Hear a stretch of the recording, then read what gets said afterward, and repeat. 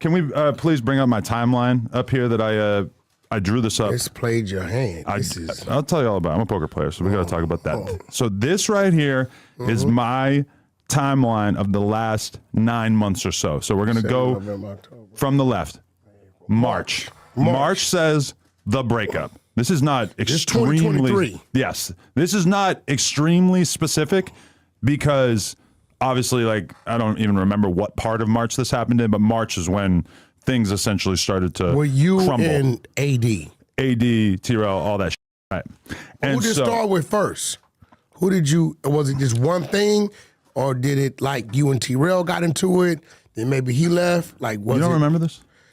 All I remember is you was talking behind AD back, and the dude went on live and said that you're going to fire AD, and AD was wondering how he knew, and then something about he called you. Okay, that's a narrative. But, yeah, that whole thing. The whole thing, Adam talking behind AD's back, quote unquote, etc. So then begins the period where you probably can't really see it because the camera's in front of it, but it says them dissing me all the time and me not responding. That was a longish time period April here. to June. Till I'm gonna say honestly till kind of like July. And I even marked the honeymoon just to kind of put that into perspective. When did they kick off Community? That it was already going before the breakup. Oh, it was already going. But that's when they started Figgmunity. Figgmunity World. So was that T-Rail? No, his is back on Fig. AD shit is Community, and then when they left, they started Figgmunity World. Gotcha. Okay. And so I even marked the honeymoon just to kind of put that in perspective, that there was this sort of extended time period that I would describe as a period where they were talking about me a lot. They were doing a lot of clickbaiting about me. And I was just kind of like letting it go. I was just not really interacting too much. There was a few episodes where I maybe like stated my opinion and everything, but I was kind of trying to de-escalate the situation for that time period by not really responding, right? Then I've marked up here, it says SBA/BLK. You're probably wondering what that stands for. This stands for Snoopy Badass / Bootleg Kev. Now, why I'm marking that is because around this time period in like mid-July, I did a Snoopy Badass interview where he spoke on AD. It wasn't the most disrespectful thing ever, but he it definitely... said because AD was the reason why he couldn't come up here. Because of me. He called him a Whack 100 agent. I remember that. And other things. And so that kind of increased the tension a little bit. Then you have the Bootleg Kev interview. I'm not even sure which happened first, but the Bootleg Kev interview. With you? He interviewed me, yes. And I go on there, and he ends up asking me a bunch of questions about those guys. And through this whole time period between the breakup and this Bootleg Kev interview, I don't think that I did an interview during that whole time period. I had basically decided I'm going to take my thoughts and I'm going to conserve it to August just November. No jumper. Before that. This is from March to late July. So you didn't do nothing. You didn't say nothing. I can't say that I didn't say anything, but I was definitely in de-escalation mode, trying to have everybody get along. Wasn't really going that well because they were clickbaiting the fuck out of everything with me, etc. So then I do this Bootleg Kev interview, and he asked me, basically the thing that ended up heating everything up, he goes, don't you think that AD's making more money now? I said no. I said a few other things that he probably didn't appreciate, but there was this whole little storm around that time period where you had Snoopy talking about him, you had G-Face, who actually said some stuff on the podcast about AD, and then you had me going on Bootleg Kev. This somehow quickly spirals into me basically debuting the Big 22 personality, which has kind of been retired. We replaced it with a 22-ster, but this was... Basically, that's where things kind of changed. I'm pointing out like late July, August, that sort of shit, where I basically decided if these guys are going to keep talking about me and making me a central focus in their content, then I was going to go on the offense and I was going to start making videos on my iPhone while I was in the gym in my garage talking shit and basically just throwing mud back at them. Basically saying, if you guys are going to diss me, yes, I get it. You guys are super street. I'm not. But I'm not going to just roll over and take this. I basically just like decided I was going to start arguing back and forth with them. So that was the kind of like a very distinctive start of a new era, which I've designated at the bottom, me popping with them not responding, because you could tell that around that time. And this is when I initially made certain accusations about bankruptcy and other things that were quite controversial, I'm sure, probably not terribly well received. But this is when I kind of got the reaction from them that they were like, all right, this, we're not going to talk about him anymore. We're going to just focus on building our own company. We're going to do our own thing. This actually lasted a significant period of time because, as you can see, late November, mid-November, whatever that was, tensions flare after Ack provokes T-Rail. So this is basically where everything kind of took a different turn. Ack provokes T-Rail. Well, so they had Ack on an episode of Figgmunity World that they filmed while they were in New York, and they're still doing the thing of like not responding to me or whatever, but obviously that's not good enough for Ack. Ack's got to provoke the situation, which I don't hold against him because he's a journalist and that's kind of his job. But that's where you get T-Rail basically going on this long-ass rant about me to Ack, and then you have me responding while I'm at Disneyland yelling into my phone. This increases tensions significantly, and we enter into a new phase that we've been kind of doing since then, in which they've been talking about me, I've been talking back. Got you. Some fairly epic rants on both sides, to be totally fair. And then I think that this all kind of culminates with the Desto Dub Sexy Red concert footage that came out the other day.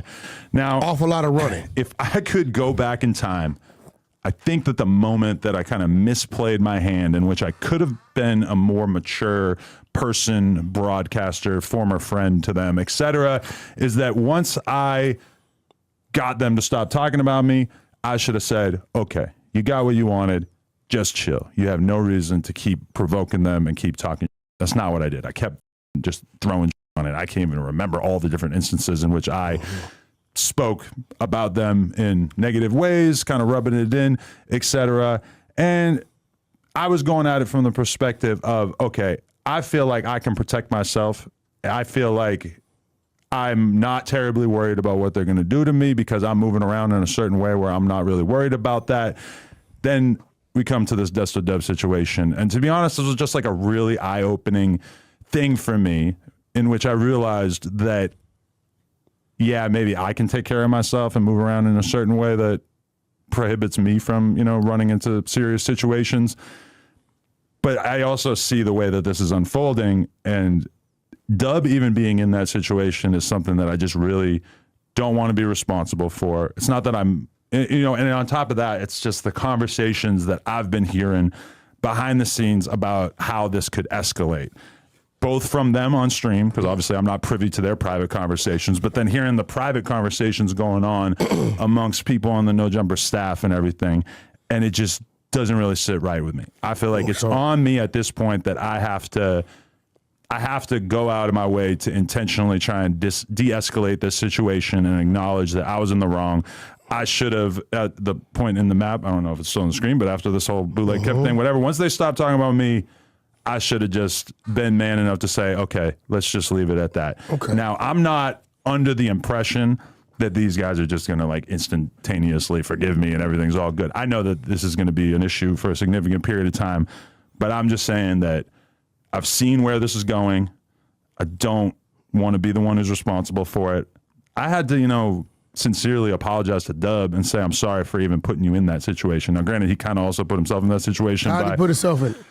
There was a few comments that have been brought to light, that little things that he might have said on the podcast or whatever that might not have been the best idea for somebody in his position. But I am acknowledging my own responsibility in all this. I've never seen his Adam before. But all I'm saying is I can definitely acknowledge that me insinuating that she participated in any kind of sex work, I have no fucking clue. Obviously, I've seen screenshots of sugar baby ads from like 10 plus years ago.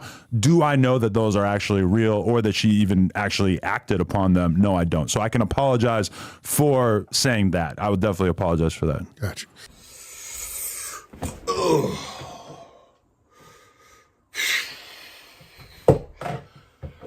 Okay.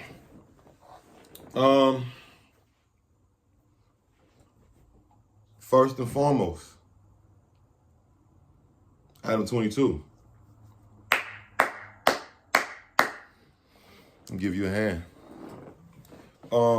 Accountability. Accountability, man. Responsibility. Those are words. Good words. And you took accountability and responsibility. So that's, I don't know if it's because that nigga you just turned 40 or what, but we all mature at different, you know, rates and shit like that. You know, everybody's different, but that was cool to see, you know what I mean, Adam speak in that manner. You feel me? Because you could definitely tell that nigga had an epiphany. You know, sometimes motherfucker just got to sit down and be like, see something or think about something or just put the puzzle together and be like, oh shit. That's what this, you know what I'm saying? Like, you just realize type shit. I don't know if, you know, how the Aceboyz in them is going, you know what I mean, feel about that. Nobody knows except for the Aceboyz, you know what I'm saying? But what I can say is accountability and responsibility. Accountability and responsibility was taken by Adam22. Yeah, buddy. You could have, you know, like I said in one of them damn videos, of picture something actually would have happened to Desto Dub. Like, you took him away from his kids. You know what I'm saying? Or God put him in he got put, not you, but your actions, you know, led to, you know what I'm saying? What if he would have lost his life? He has a daughter, family, mama, grandma, all that, brothers, all that. It would have been, fuck. I mean, I'm pretty sure, you know, it would have fucked you up if you would have had RIP Desto Dub on your shirt or on your No Jumper Instagram page, Instagram feed. You feel me? I don't have, you know, really much to say. I'm just, you know, I want to say I'm surprised, but I'm not, because like Adam, I knew he was going to eventually, I was hoping that eventually he was going to be thinking like, all right, this, what the fuck, you know what I'm saying? He had that moment. We all have the moments, like when your life is spiraling out of control, or something is spiraling out of control in your life, I should say. And it's like, what the fuck? You know what I mean? What am I doing? Like, hold on. Reset. Hold on. How do I fix this? How do I start to fix this? You know what I'm saying? And that's a good start. That's what I say. That's a good start, Adam. Now, I don't know, you know, how the other guys, AD and them, is going to respond to that. And they have every right to respond and to accept it, to not accept it, to, you know, but that was definitely a step up. You know what I mean? Shit like that makes you the big 22ster. Like that persona, that's the real one.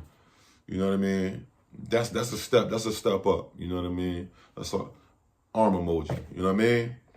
But y'all let me know what y'all think, man. Adam22 takes accountability, responsibility. Like, comment, subscribe, notification bell. I'm gone. Yeah.